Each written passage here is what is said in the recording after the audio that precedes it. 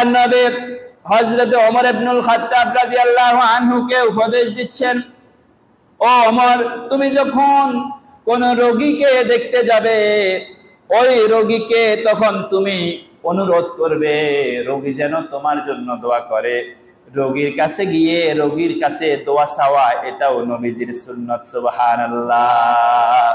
কোন রোগীকে যখন দেখতে যাবে রোগীর কাছে দোয়া চাইবে। আল্লাহর নবী বলেছেন, আইয়াদউ লাকা ফাইন্না দুআহু কাদুআইল মালাইকা, কেননা মুমূর্ষু অবস্থায় কোন ব্যক্তির দোয়া অপর ভাইয়ের জন্য ফেরেশতার দোয়ার মতো কার্যকর হয়ে যায়। সুবহানাল্লাহ। আমরা অনেক সময় বলে থাকি লোকটা ফেরেশতার মতো, লোকটার আচার আচরণ ফেরেশতার মতো একটা মানুষ।